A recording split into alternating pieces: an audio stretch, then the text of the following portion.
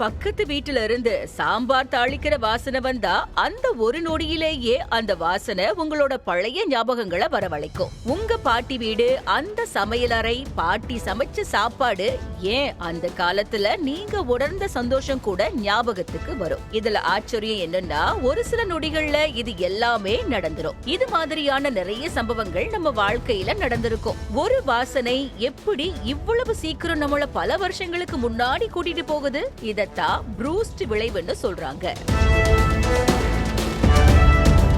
நம்ம மூளையில வாசனையை உணர்ற பகுதி நினைவுகளையும் உணர்ச்சிகளையும் கையாளுற பகுதியோட ரொம்ப நெருக்கமான தொடர்புல இருக்கிறதால ஒரு வாசனை வெறும் வாசனையா மட்டும் இல்லாம அதோட சேர்ந்து நம்ம வாழ்க்கையில நடந்த பல பழைய சம்பவங்களையும் நமக்குள்ள கொண்டு வருமாம். குறிப்பா குழந்தை பருவத்துல நம்ம அடிக்கடி அனுபவிச்ச வாசனைகள், அம்மா சமைச்ச சாப்பாடு, பாட்டி வீட்டு சமையல், பண்டிகை இனிப்பு, பள்ளி கேண்டீன் வாசனை, இது எல்லாமே ஆழமா மனசுல பதிஞ்சிருக்கும். அதனால பல வருஷங்களுக்கு பிறகு அதே வாசனையை நாம உணரப்போ நாம மறந்துட்டதா நினைச்சும் பார்க்காத காலங்களுக்கே மனசு திரும்பி போயிடும். அதனால தான் சில சமயம் ஒரு வாசனை ஒரு புகைப்படத்தை விடவும் சக்தி வாய்ந்த நினைவை உருவாக்கும்னு சொல்றாங்க.